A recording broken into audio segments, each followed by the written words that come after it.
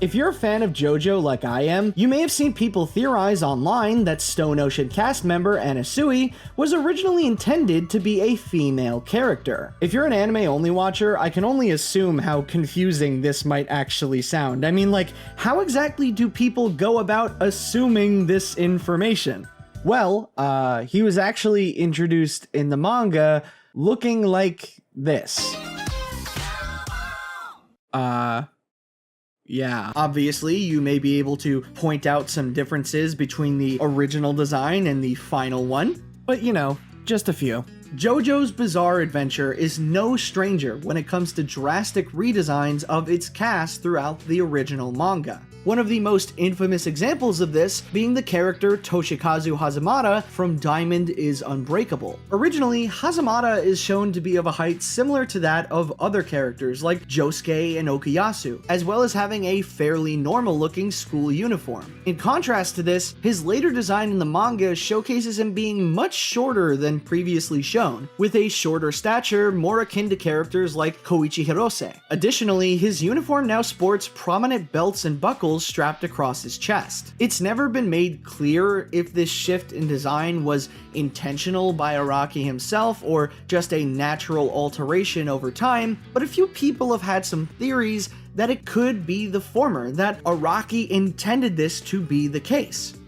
Yeah, it's me. I'm people. Hazamada isn't alone in this change either. Another Part 4 character goes through a transformation in design that very much parallels him in more ways than one, Tamami Kobayashi. While he may have been introduced to the story before Hazamada, Tamami goes through the same change in design by the end of his initial storyline, from a tall build to a much shorter one. This shift in design goes unexplained, but I have a theory why this might happen due to how their stories and narrative both play out. Something we haven't talked about quite yet is how both of these characters are introduced. They both originate as intimidating antagonists at the start of each of their respective arcs, although by the end of the two, they've both been defeated and seemingly changed their dispositions entirely. By the end, they both become more reformed, and are staged as allies to the main protagonists going forward. Well, I mean, as close as you can call allies. Tamami is scared shitless of Koichi, but basically, they've seemingly changed in not just design,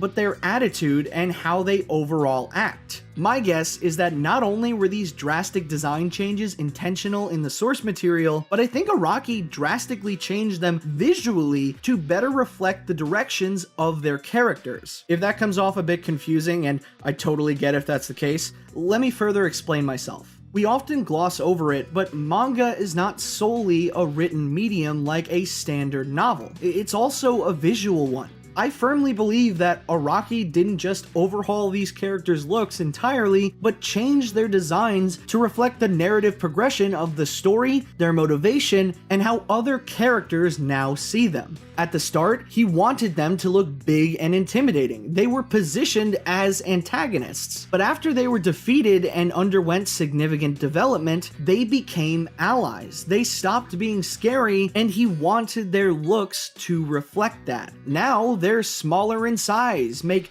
big, goofy faces, and in general, seem a lot more likable to readers because of that. And in that way, I think Araki combines a sense of narrative progression that every story should have with a sort of visual progression. From bad to good, tall to short, these are the changes that are happening in both story and looks. That is why I think it's all on purpose. Now, it could be argued that this isn't the case and that this is just another example of Araki's art style developing over time, but with these two characters in particular, I don't quite believe that. Araki's art style has changed fairly drastically throughout his career, I'll give you that, but this development happened over years and years of writing. The change in these character designs happened within a single storyline, and in some cases, a couple of pages. The switch of these characters isn't artistic evolution, it's purposeful change. At least, that's my personal theory. And that brings us all the way back to Anasui. I know this might seem like a stretch, but I think his design change is indicative of something about his character, just like the others that I've just discussed. This isn't me assuming anything based on hearsay either. This might actually be confirmed by the creator himself for once. In 2019, Araki was invited as a guest to an event called Lucca Comics and Games in Italy. It's one of the largest annual comic book and gaming conventions in the world, and Araki held a few interviews talking about himself, Jojo, and his personal interest in the country the convention took place in. It was during one of these interviews that Araki had officially addressed various fans' concerns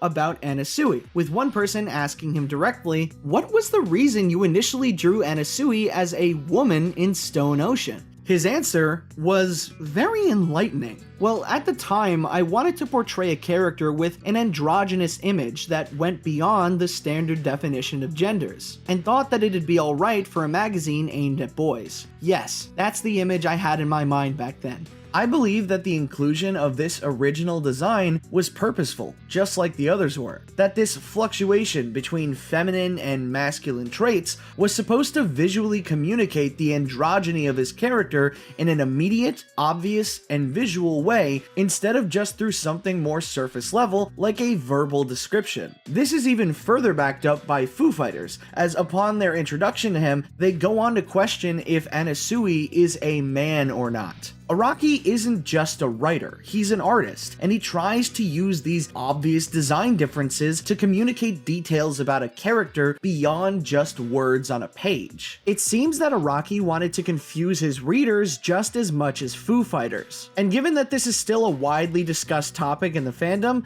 I guess that he succeeded. Well, that, or I could be reaching. You decide in the comments section below! Again, this is all my personal theory. It could be wrong, and I recognize that stuff like the anime directly conflicts with this viewpoint. Eventually, like we're all aware of by now, the manga was adapted into a made-for-TV anime by David Production. These sorts of design quirks were obviously not included. The designs used throughout were the more recent ones, more consistent and never changed.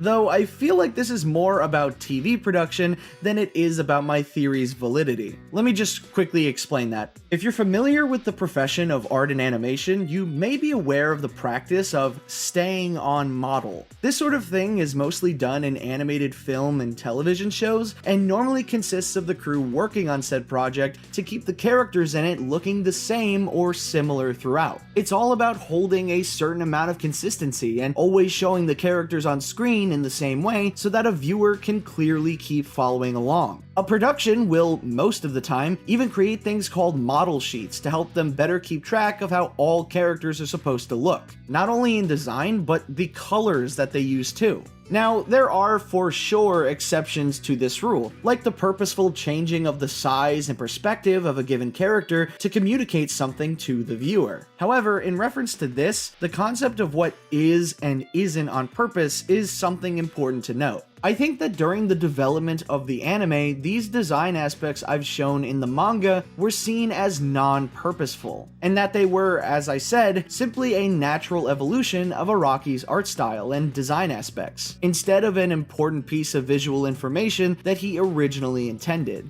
David Production tends to pick out very specific styles of Araki's art to reproduce on screen when starting production on each new part of the show. I like this because it gives the show its own unique flavor compared to other anime of the same type. That's why in the anime, characters like Josuke always look the same, consistent throughout. While in the manga, the way he's drawn slowly changes over time with other characters as the way Araki draws changes naturally. Despite Hazamada having two clear designs, the team working on the show only went with what they thought was the definitive version, much like Josuke. This is a totally valid choice and works best for consistency, but if the change in design was done intentionally in the original source material like I've theorized, the anime adaptation is now lacking an aspect that is only unique to the manga. This same production method was applied to Anasui as well in the more recent Stone Ocean anime. Upon his first introduction, he is now sporting his more masculine look by default, instead of his more feminine version like in the manga. You wouldn't be wrong in assuming that Araki has a mostly limited input on certain aspects of the anime, but it was actually confirmed that he did offer up the idea of including the feminine appearance initially like in the original manga, but for some reason David Pro didn't end up using it regardless. With that in mind especially, it does seem like it was a conscious choice for the crew to not adapt this into the show, due to the fear that some viewers would probably be confused by the design change, which, as much as it pains me to say,